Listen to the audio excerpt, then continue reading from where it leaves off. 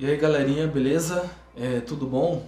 Galera, a gente vai dar continuidade ao estudo da história de Abraão e hoje iremos estudar o capítulo 22 do livro de Gênesis.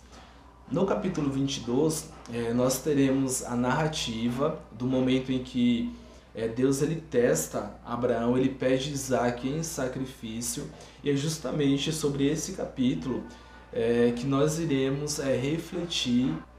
Algumas pessoas elas irão colocar que era o único filho de Abraão, mas para o pessoal que estuda a Bíblia, que tem um pouco de conhecimento, ou o pessoal que vem me acompanhando ao longo dos vídeos, a gente sabe que não era o único filho de Abraão.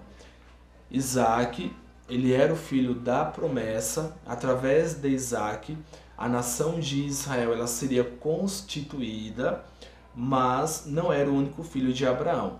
Lembra que Abraão ele teve o seu primeiro filho, que foi Ismael com a escrava Agar, e depois ele vai ter a Isaac. Então a diferença era basicamente essa. Isaac era filho da promessa. Quando Deus promete fazer de Abraão uma grande nação, essa promessa seria concretizada através de Isaac. Então, a gente tem aqui o oferecimento do filho da promessa, mas não o único filho, porque Ismael também era filho de Abraão. Ismael não convivia nesse momento com Abraão. Lembra que Ismael ele foi expulso do clã quando teve a festa do desmame e Isaac ele estava sendo desmamado. Ismael vai brincar com Isaac, Sara vê, Sara não gosta e Sara pede para Abraão expulsar o filho da escrava, que seria Ismael do clã. E aí Ismael é expulso com 16 anos aproximado. Então, nesse momento aqui em que Deus ele vai pedir para Abraão oferecer o seu filho Isaac, o filho da promessa, em sacrifício, Abraão ele não convivia com Ismael, mas ele tinha contato. Olha que legal, gente. A gente acaba pensando que Ismael foi expulso do clã e aí Abraão perde o contato com Ismael, só que não. Ismael vivia no deserto da Arábia e a gente entende, e através do estudo, de um estudo mais profundo dos textos bíblicos e até de textos ou escritos históricos, que Abraão manteve o contato com Ismael. A gente percebe que essa história, ou a história de Abraão, ela é marcada por perdas. Como assim, Manuelson, é marcada por perdas? Quando Abraão ele foi chamado por Deus, Abraão ele deixa a sua família, vai deixar o seu pai, vai deixar a sua mãe, né, e toda a família dele, ele leva só o seu sobrinho Ló, e após ele sair da casa dele, dessa perda da família, dos irmãos, desse afastamento familiar, ele vai também se separar do seu sobrinho Ló, que era de certa forma o único familiar dele. E aí Abraão ele vai ter a Ismael, depois vai ter a Isaac, só que ele também perde o seu filho, ele perde a convivência com Ismael.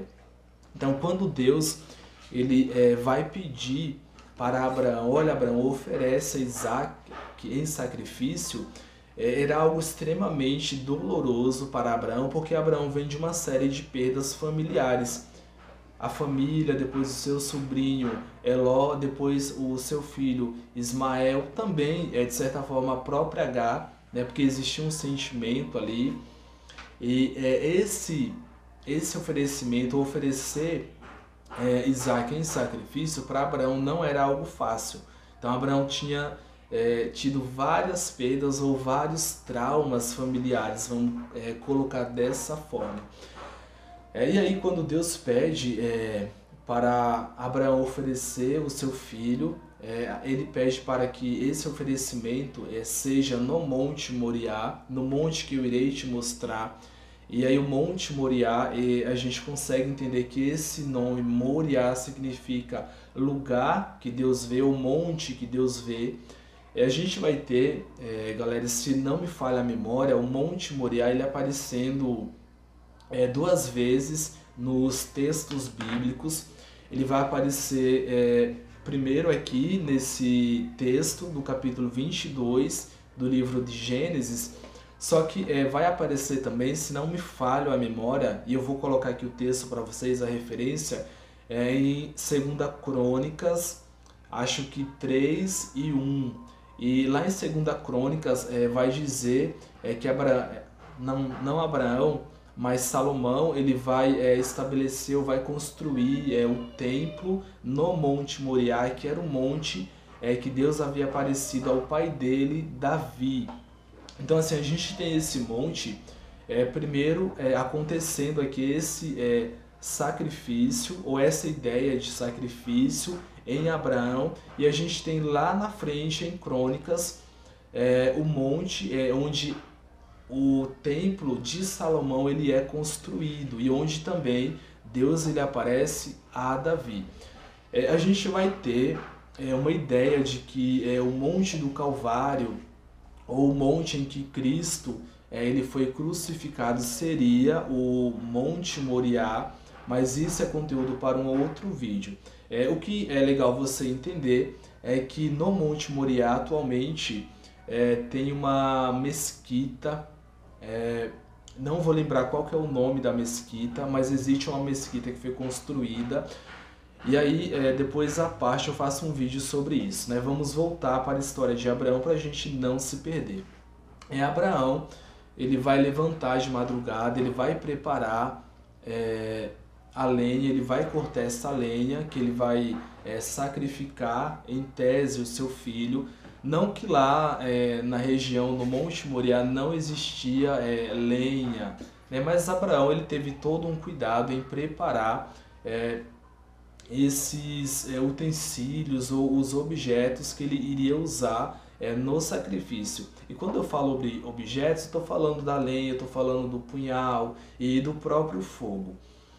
Eu não sei, galera, se eu falei, mas a ideia de que Isaac, nesse momento, ele tinha em torno de 16 anos ou 20 anos.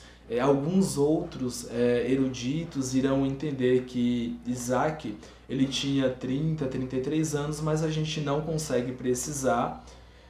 O que a gente entende é que ele já era um homem, um adulto, ou um jovem, ou estava ali nessa fase de 20 anos mesmo, que é o que é mais aceito, porque entre a região que Abraão estava morando, que era a região dos filisteus, e o Monte Moriá, a gente tinha uma distância de 75 quilômetros aproximado. Era uma viagem de 3 dias, e quem vai carregar a lenha é justamente Isaac. Então, se Isaac ele tivesse 5, 7 anos, Isaac não iria conseguir carregar essa lenha durante tanto tempo, e também não iria conseguir subir o Monte Moriá. Então, os eruditos, que é todo esse pessoal que estuda a Bíblia de uma forma mais detalhada, mais profunda, eles entendem que Isaac ele tinha em torno de 20 anos. O cachorro latino.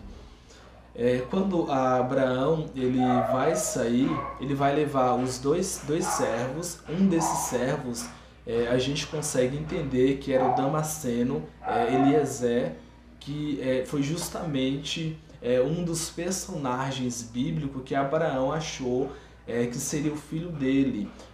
Lembra que nos vídeos passados Abraão achou que a promessa seria cumprida através desse servo, e aí Deus fala que não era através desse servo, o Damasceno, mas sim através de um filho saído da semente dele, um filho legítimo dele. E aí quando Abraão vai ao Monte Moriá, ele vai levar esse servo com ele e vai levar um outro servo. E aí era uma jornada extremamente longa de 3 dias. Quando Abraão ele se aproxima do Monte Moriá, e ele chega ali ao pé do monte, ele vai deixar os 2 servos no pé do monte, ele vai subir o monte com o seu filho, né? Ele vai oferecer o seu filho lá em cima. Galera, é interessante trazer para vocês que esse Monte Moriá, a gente consegue entender que era um local alto e dava para ser visto de longe. Não necessariamente um monte, mas alguns montes ou algumas colinas que existiam ali. Eu não sei se vocês já viajou para algum local e de longe você consegue ver ali alguns morros, algumas montanhas. É mais ou menos essa ideia que é trazida aqui. O Monte Moriá era um monte alto, existiam vários montes em volta dele, e aí de longe, na verdade, dava para esse monte ser visto. E aí quando Deus fala que vai mostrar o monte a Abraão, o local que Deus vai mostrar, Deus mostra através dessa revelação. Tem algumas pessoas que entendem, mas isso a gente não consegue, através dos textos bíblicos, precisar que havia uma coluna de fogo pairando sobre o monte, e aí através dessa coluna de fogo, Abraão entendeu que ali era o local de sacrifício, mas a gente não consegue dizer que foi através dessa coluna de fogo.